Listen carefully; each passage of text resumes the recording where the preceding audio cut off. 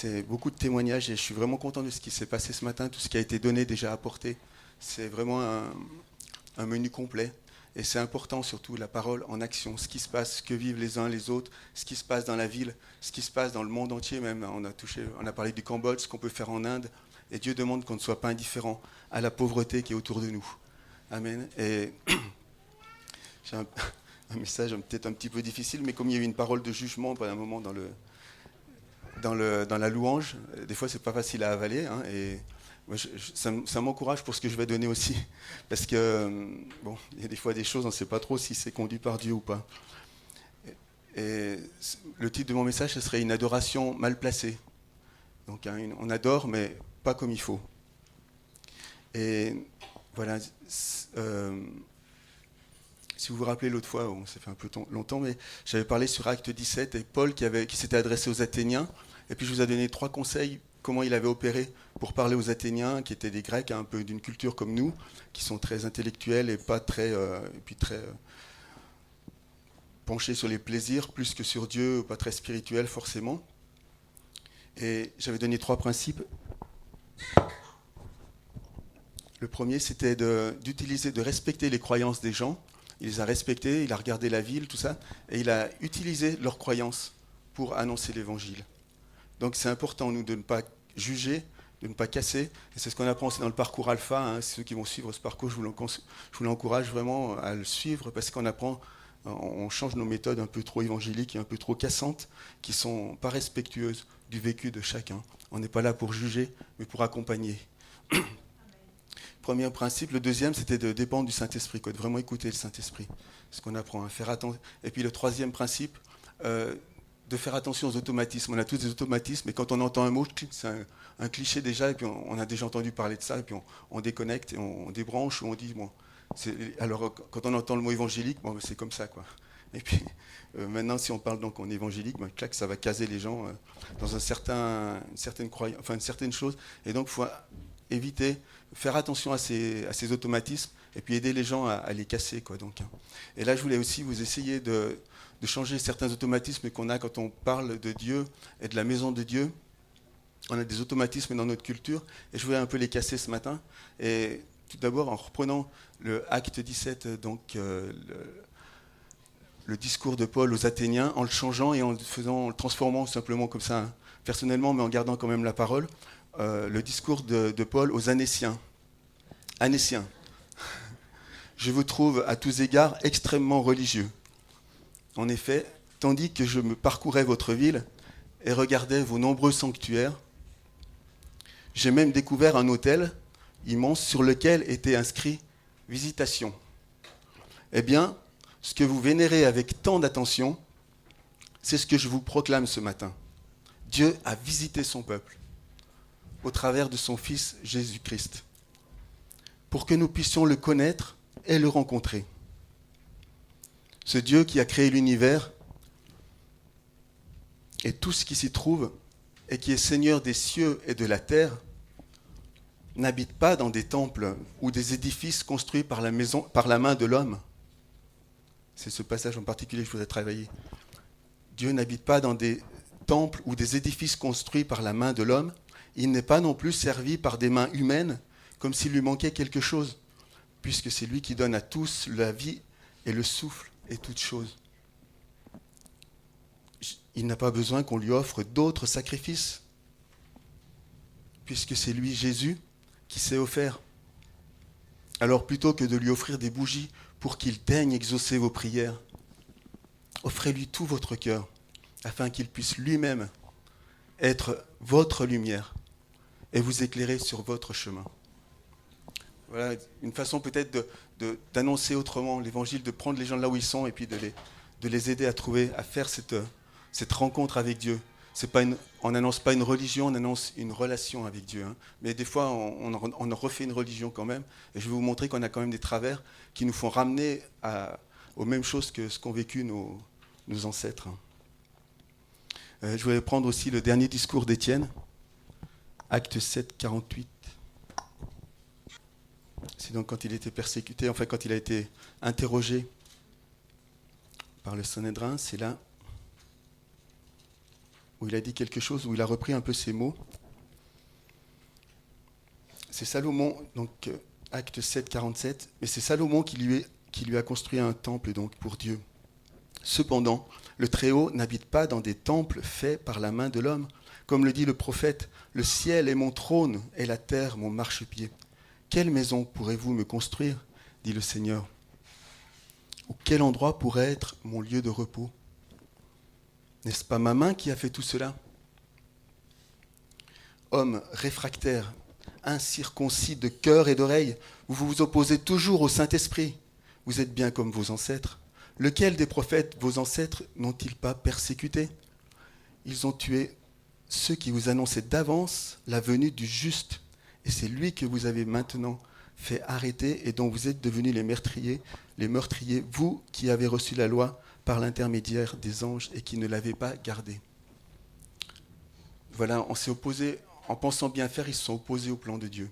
Et Jésus continue aussi dans Marc au chapitre 11. Je donne des semences, et puis si on arrive on donne 2-3 pensées après. Au chapitre 11, verset 17. C'est Jésus qui est entré dans le temple, donc juste avant la Pâque et juste avant qu'il se fasse aussi arrêter. N'est-il pas écrit « Mon temple, ma maison, sera appelée une maison de prière pour toutes les nations ?» Mais vous en avez fait une caverne de voleurs. Une caverne de voleurs, dans le sens caverne d'Ali Baba. Et juste avant, il renversait Jésus. Il se mit à chasser ceux qui vendaient et qui achetaient dans le temple, et il renversa les tables des changeurs de monnaie et les sièges des vendeurs de pigeons. Il ne laissait personne transporter un objet à travers le temple. C'est un lieu de prière et vous faites un trafic. Maison de trafic, il appelle aussi. On réfléchira sur ce passage. Et puis juste après, donc il y a la parabole des vignerons, on y reviendra entre deux. Et juste après, il y a aussi une autre parole qui va nous éclairer. Ils sortent du temple et puis avec les disciples, donc au chapitre 13, lorsque Jésus sortit du temple, un de ses disciples lui dit « Maître, regarde, quelle pierre, quelle construction !» Ils avaient le temple qui avait été tout refait par Hérode, donc il était tout neuf et assez resplendissant. Jésus lui répondit « Vois-tu ces grandes constructions ? Il ne restera pas pierre sur pierre, tout sera détruit. » Et c'est ce jugement que j'avais ça à cœur aussi ce matin, c'est que tout ce qui est humain, charnel, qui est de la main de l'homme, ces édifices religieux, ces édifices spirituels, religieux, enfin c'est un mélange, tout cela va être détruit. Il ne restera pas pierre sur pierre. Nous, dans nos vies, c'est pareil, tout ce qui est charnel va être c'est détruit, c'est laminé, c'est normal. Mais il ne restera pas pierre sur pierre, il restera l'œuvre de Dieu. Et j'aurais voulu vous donner je ne suis pas arrivé encore à faire le truc, vous donner une photo de ce qui reste du temple, parce que cette prophétie s'est réalisée. Et il reste quoi ? Il reste quelques pierres. Mais ces quelques pierres, il y a les gens du monde entier qui viennent voir maintenant ce temple. Vous imaginez là, le mur du temple, on l'appelle ça le mur des lamentations, mais c'est le mur des prières, le mur de l'intercession, le mur où on croit vraiment que Dieu va encore intervenir, et certainement il intervient, parce qu'il y a une bénédiction qu'il avait donnée à Salomon quand il a béni, il a dédicacé le temple, que de où qu'on vienne, il bénira, il répondra aux prières. Et ceux qui sont allés à Jérusalem, vous avez vu ce morceau du temple, et voilà quoi. Et en fait, la réalisation de cette promesse, pour que cette maison devienne vraiment une maison de prière, il fallait qu'elle soit pour tous les peuples, il fallait qu'elle soit détruite. Parce qu'autrement, ça aurait été que le peuple juif, et ça pouvait être que les sacrificateurs, et ça pouvait être que le souverain qui pouvait rentrer vraiment dans le lieu saint, alors que maintenant, ce temple est détruit, toutes les nations peuvent venir voir et prier. Mais il y a mieux que ça. On va voir que le temple, le vrai temple, c'est Jésus aussi qui a été détruit pour qu'on puisse aussi adresser directement nos prières. Voilà, donc c'est un accomplissement de la parole. Et souvent, prier, nous avons chanté, nous ferons tomber les murs, mais c'est Dieu qui a fait tomber les murs. Donc voilà, je voulais aussi reprendre une parole que l'apôtre Pierre a donnée vis-à-vis de l'Église vivante. C'est 1 Pierre 4, 17. Il faut la reprendre dans le contexte parce que, bon, on pourrait vite enfoncer des choses qui ne sont pas dans le texte, quoi. 1 Pierre 4, 17. Un petit peu avant, si vous êtes insulté à cause du nom de Christ, vous êtes heureux parce que l'Esprit de gloire, l'Esprit de Dieu repose sur vous. Eux, ils blasphèment l'Esprit tandis que vous lui rendez gloire, que personne parmi vous n'ait à souffrir pour avoir tué, volé, fait le mal ou pour s'être mêlé des affaires d'autrui. On verra le contexte aussi pour ce passage-là, que personne en tant qu'évangélique ne soit accusé non plus de vol ou de mal faire ou d'avoir fait des affaires mauvaises. Mais si quelqu'un souffre parce qu'il est chrétien, qu'il n'en ait pas honte. Au contraire, qu'il rende gloire à Dieu dans cette situation. En effet, c'est le moment où le jugement commence, et il commence par la maison de Dieu. Or, si c'est par nous qu'il débute, quelle sera la fin de ceux qui n'obéissent pas à l'évangile de Dieu? Je vais dire qu'on est dans un temps de jugement. Il y a beaucoup de scandales qui éclatent, mais les scandales qui sont graves, mais c'est bien aussi qu'ils soient amenés à la lumière, c'est quand ça parle de l'Église du Dieu vivant, quoi. Là, quand Pierre parle de l'Église, la maison de Dieu, c'est pas la maison en pierre, ils n'avaient pas de bâtiment, c'était pas le temple, mais c'était vraiment l'édifice des chrétiens, l'assemblée des chrétiens. Et donc ce jugement, il commence par nous, c'est normal, on doit passer par le feu des médias, des fois par le feu. Il y a des scandales, des fois on tourne la vérité en mensonge pour faire briller l'actualité. C'est pas juste, mais il y a quand même des choses. J'ai eu un reportage cette semaine, c'était un pays extrêmement pauvre en Afrique, qui a vécu la guerre, et donc les gens étaient vraiment miséreux. On voyait les enfants qui cassaient des cailloux pour faire du gravier avec leurs parents, avec leur maman, pour vendre le gravier. Et puis, à un moment, tout content, je vois des évangéliques, les gens ils étaient en train de louer le Seigneur. Je dis, mais quand même, ils sont croyants, ils sont visités par Dieu quand même dans leur misère.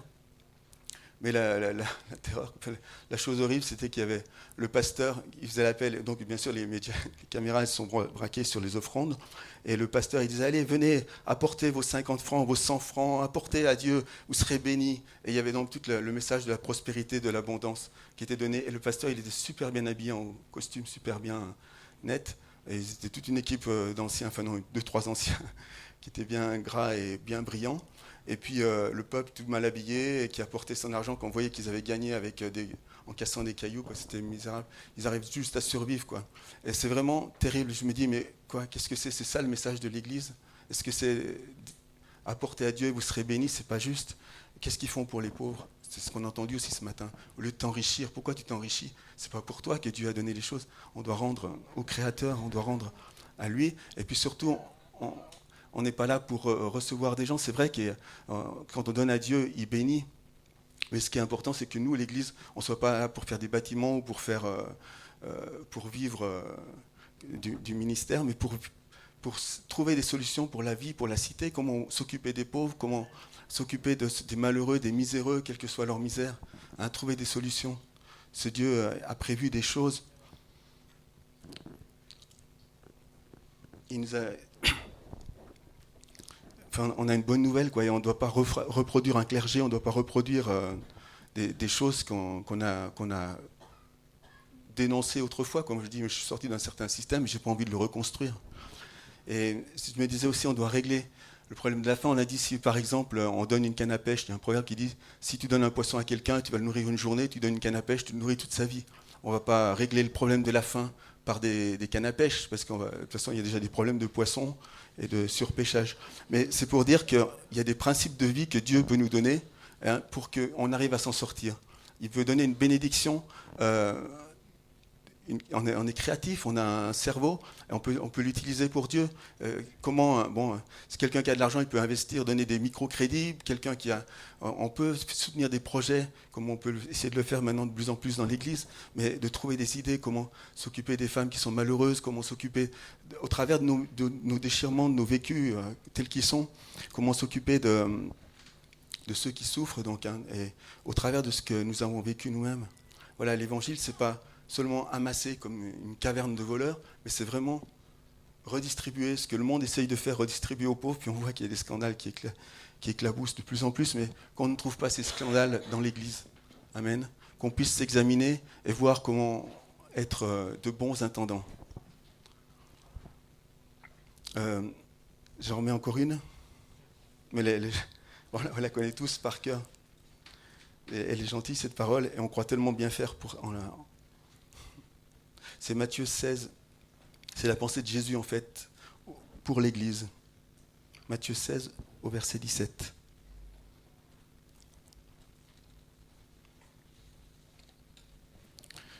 Jésus reprit la parole et dit « Tu es heureux, Simon, fils de Jonas, ce n'est pas une pensée humaine qui t'a révélé cela, mais c'est mon Père céleste. » Voilà, c'est important, la révélation de Dieu.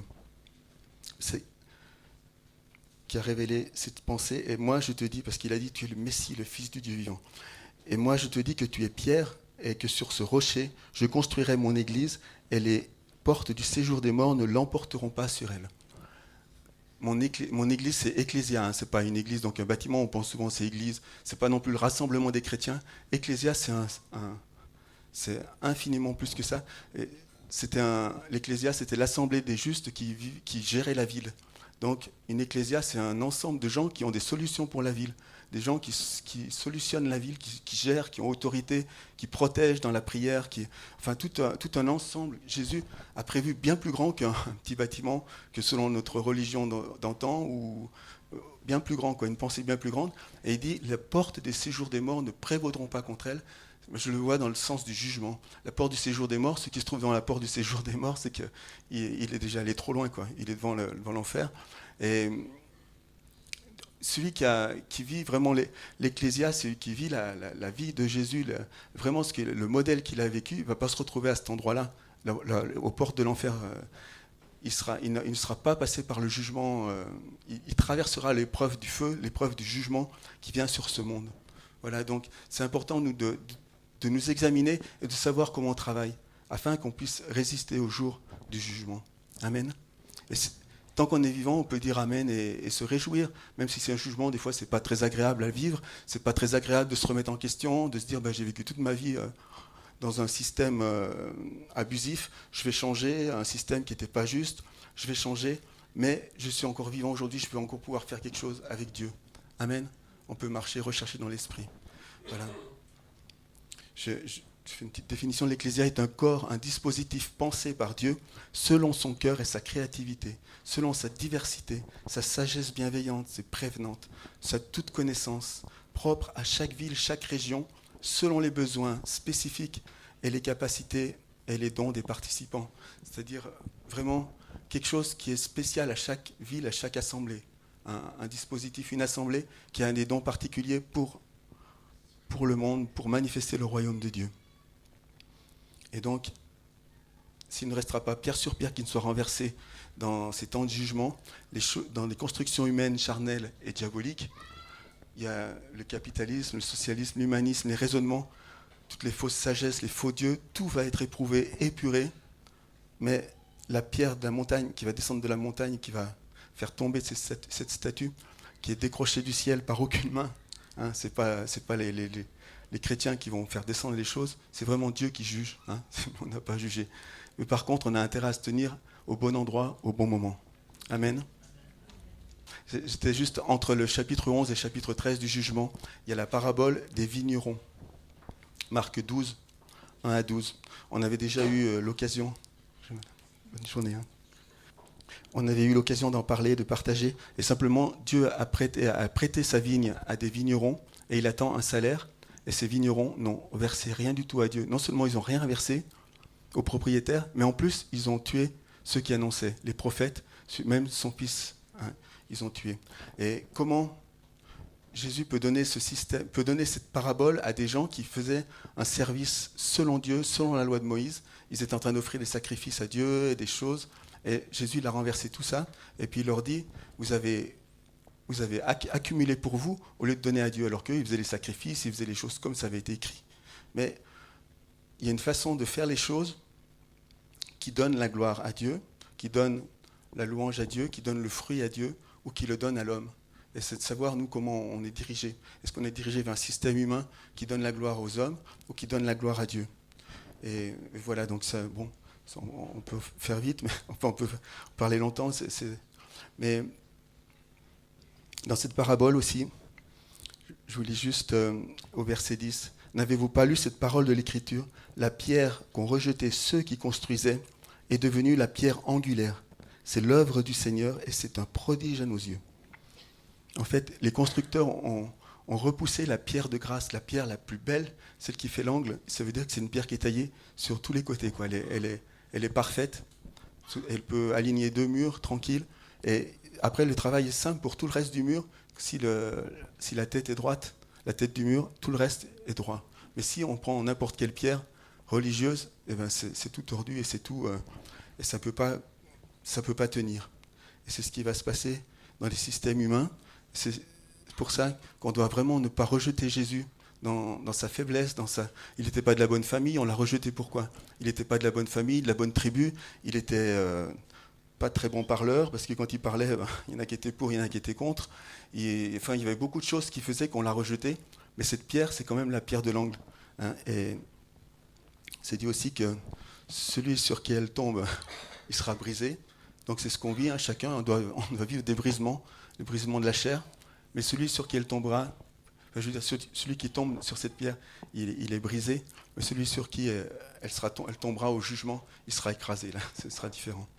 Donc profitons de se laisser briser par cette pierre, de se laisser encore laminer, enfin un peu travailler, c'est pour notre bien et c'est pour le bien du corps de Christ, de cette ecclésia. Amen. Simplement dire, comment peut-on voler le fruit? Donc j'ai dit, quand on donne pour les hommes la louange, quand on habitue les gens à un système, même la louange, c'est vrai qu'on a retrouvé la louange, et c'est important de louer Dieu, mais quand elle est dirigée pour vivre une ambiance, quand c'est pas le cas ce matin, on a vécu un moment où on est à l'écoute de Dieu, et c'est important. Mais ça doit être vraiment quelque chose qui revient à Dieu, mais pas seulement dans les temps de culte. Des fois, ça peut passer pour les hommes, on a un peu une gloire, on a bien loué le Seigneur ce matin, mais c'est pas ça, mais on a un esprit de louange qui nous accompagne, et dans le secret de notre chant, dans le secret de notre travail, dans le secret, là où on est tout seul, on a vraiment cet esprit de louange dans l'adversité, on a vraiment cet esprit, et ça monte directement vers Dieu. Dieu voit dans le secret et reçoit dans le secret. Et c'est important, on ne désolidarise pas les gens parce qu'ils ont fait une bonne chose le dimanche, la semaine ils sont libres de faire, d'être libres. C'est pas juste, on est tous les jours comme ça. Et les sacrifices ont détourné les gens du cœur de Dieu.